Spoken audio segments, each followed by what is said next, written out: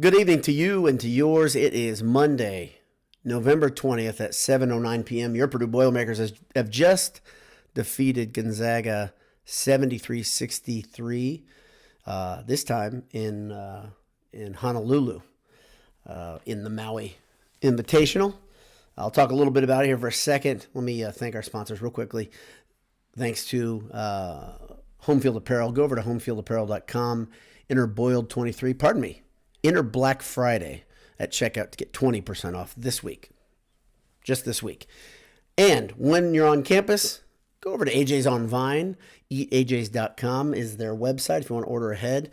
I'll talk a little bit more about our sponsors and about this game at 9 p.m. Eastern. But right now, I'm just going to give you a quick synopsis of my thoughts after this game. This is not going to be a full QuickCast, not a full post game like you might be used to me doing, but I was just kind of impassioned because I hate Gonzaga.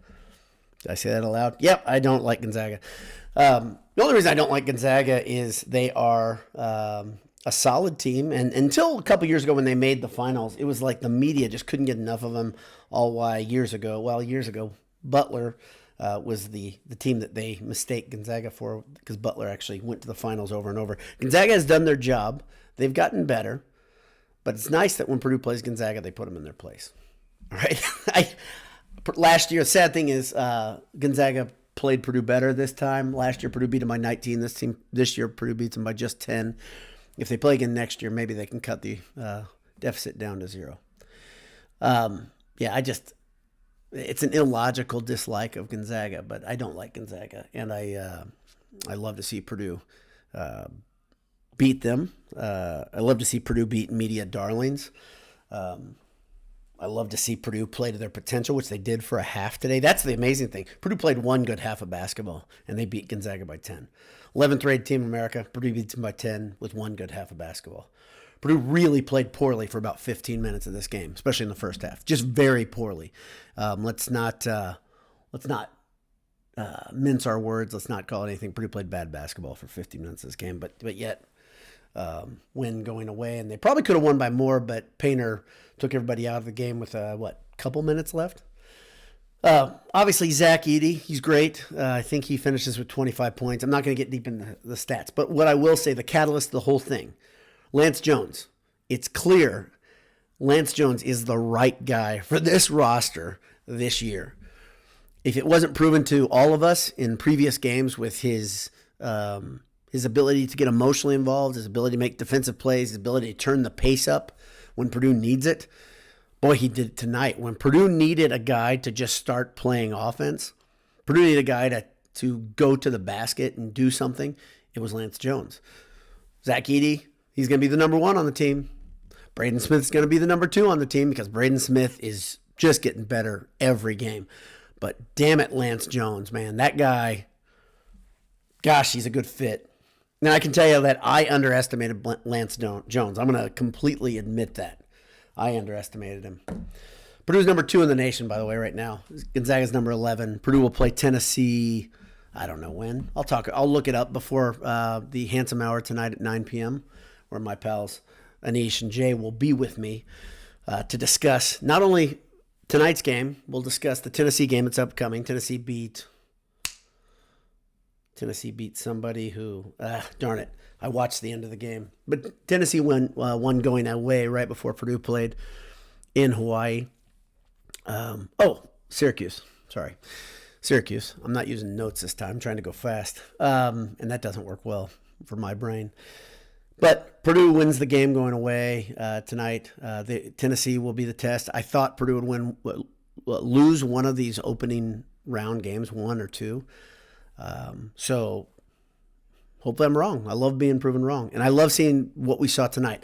The spacing problems that we've all saw, and we all admit, reared their ugly head once again. When TKR and Edey are on the court together, it's not quite cooking. It's not quite there. But tonight we saw when Purdue fell into the familiar roles, right, where you've got a starting lineup that doesn't include TKR, and then TKR comes in as a changeup alongside of first. All of a sudden, you've got a team that moves a little bit faster and scores quicker, plays differently on defense.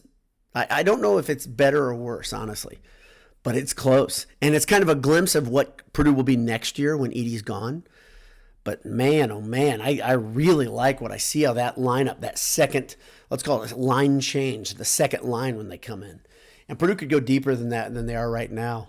One thing that's a disappointment, we'll talk about this tonight, Fletcher Lawyer and Mason Gillis. Purdue needs those guys to not only look a little bit more for their shot, but make the shot. When you're open, especially Lawyer, when you're supposed to be a shooter, when you're open in the corner and Smith finds you on a drive after drawing a double team, you got to hit that shot.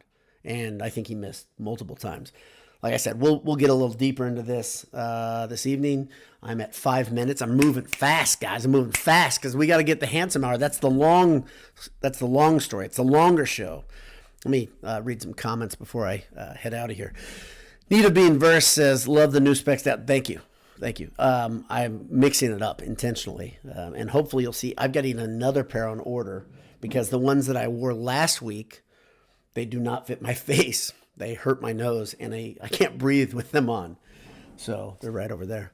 But those are getting taken back, and I got another pair coming. So the rotation's about 5 deep right now, in case you're wondering. Ted Berkey, Boiler up, huge second half now onto the Volunteers of Tennessee. That's a team that Purdue has had a modicum of success versus in recent years. I think we could say that. So hopefully they can keep that up. If they don't, that's okay. Hope they learn something. That's the big thing. Hope they learn something. I want them to be, as you guys do, I want them to, if we sacrifice now and learn something for later, excellent. But I want this team to become, I'd like them to return to number one this season and show a truly dominant nature in January, February, leading into March. That's really what my wish is and what I'd like to see out of this season if we're looking at it as a growth curve. That's what I want to see. Ben Cotton says, I was hoping you'd be reporting live from Honolulu. Me too, Ben. Me too. I looked into that trip. It was way too expensive for me. But if you want me to go and get out for the next game, just send me monies and we'll make that happen. My Venmo is easy to find. Broxton Davis, nothing is better than, for the team than a win in paradise. No kidding, man. Winning is nice. Winning in Hawaii is better. Ted Berkey, can we have Klein join the team next game? Oh, yeah. It's he does okay versus Tennessee. Maybe Boogie and Klein. I'd love to. It'd be neat if they just showed up. That'd be cool. But I'm sure they won't. They're both. I know Boogie's playing in Europe. Klein has a job, a grown-up job, I think, in Indiana, I believe, from what I understand. So, Greg Mann says, is it true that the fedora bead guy is joking the BS crew? I don't know what you mean there. That guy was everywhere, though. I don't know if he paid the producer, but he was everywhere. He was all over that tonight's video. If you haven't seen check our Twitter feed. Jay turned it into a GIF or a GIF, however you like to say it. Nita Bean Verse says Tennessee looks sloppy today against Syracuse. I think the Boilers go in focus. They'll be able to handle it. They should. Would they play? Is it Kansas or Marquette potentially if they get past Tennessee? That's a question. Be great to I'll tell you what, if you go through this field, regardless of who wins their games, if you go through this field and you win the championship, it's a very loud statement to the nation that you're not effing around. And you've learned something from last season. And like we all hope it will be, better statement, like we all hope this season will be, it could look like a revenge tour. The problem is you don't want any complacency, even this early, right? So, let's see. Ed Albanese says, hello all. So I'm calling it TKR should not start. Painter should make the team practice because of drop passes. There's lots to work on still. That 15-minute period, there's lots that Painter can build on and say, hey, guys, we executed like dog meat. That's the great thing about when you play a mid-major like Gonzaga, when you play a lesser opponent. Let's see. Ed Albanese also says, what's up with Lawyer? He's just not shooting very well right now. I don't know. He got to play better, and he can. He's got to play better. And I tell you what, if he can't make open shots, because to me, that's the main thing he's there for, bring him up that second line. I think that's okay. I mean, I'm not going to say that. But what I will say, Miles Colvin, to me, looks like a much purer shooter than Lawyer at this point, which isn't a bad thing. But Colvin also looks absolutely scattered on defense at times and doesn't quite have the offensive concept down. Lawyer obviously has a complete grasp on the offense. He just got to knock down shots. Adam's here, our pal, our buddy. Adam is here. Boiler up, hammer down, Adam.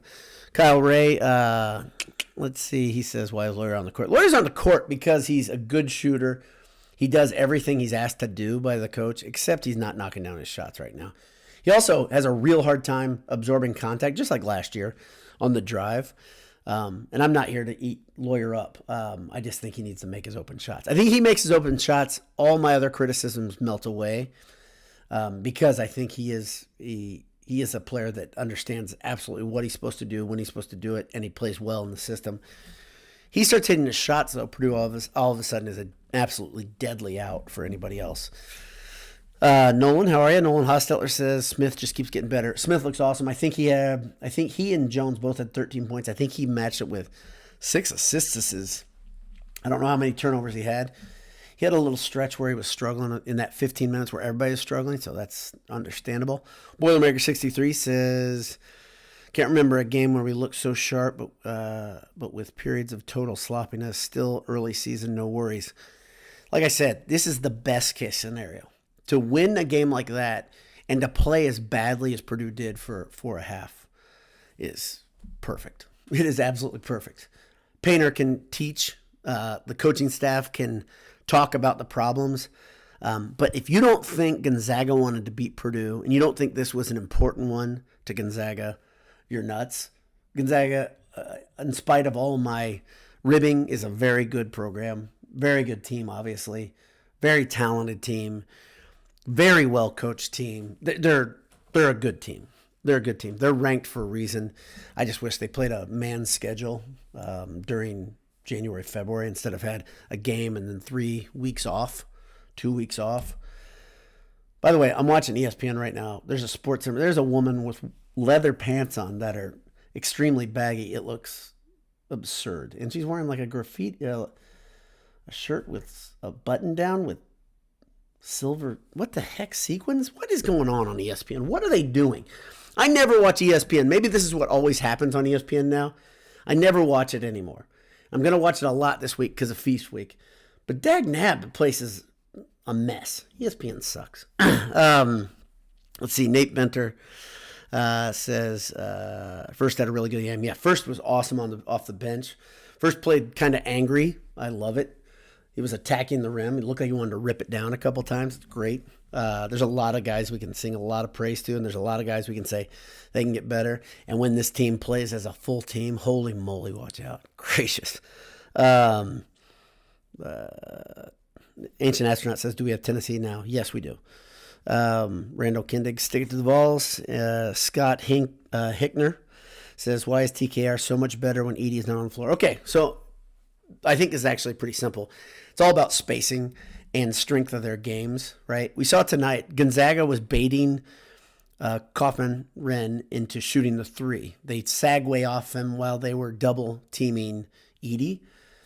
And TKR took the shot, and he's a decent three-point shooter, but not as his primary role, right? That should come within the system. His strength is really beating on people in the lane. He is a big, strong dude.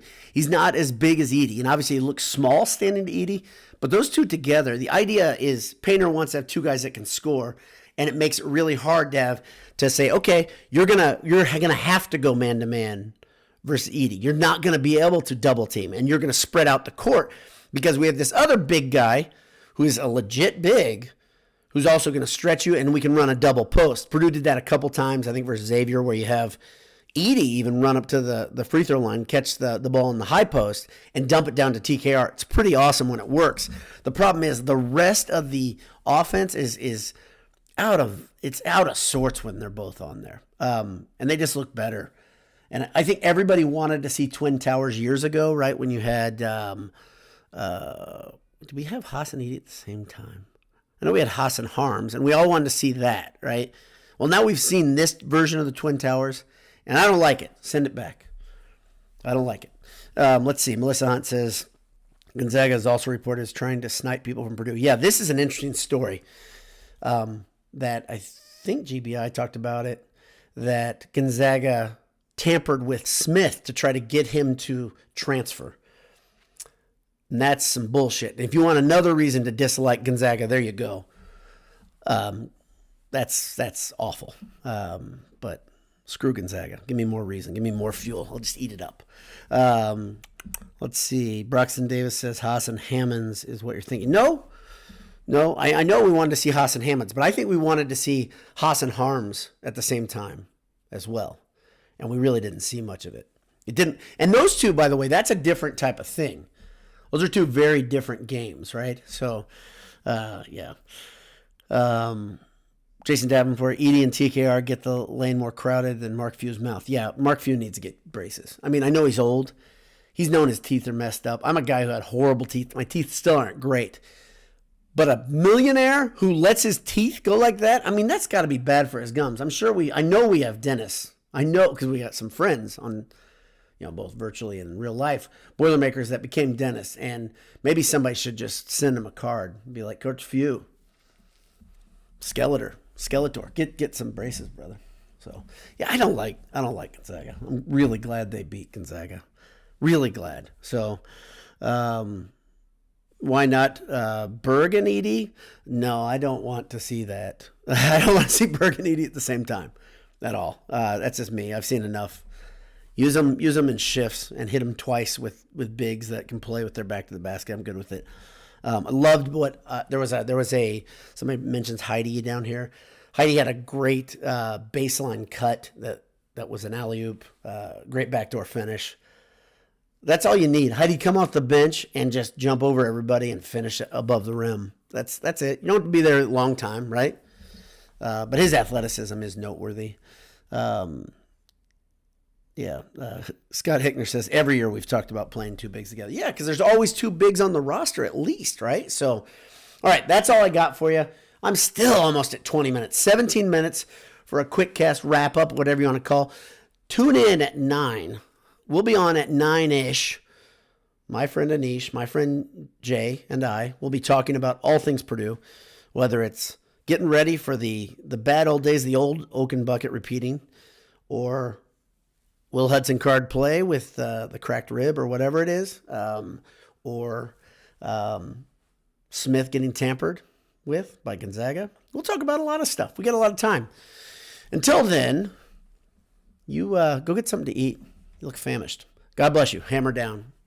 Talk to you soon.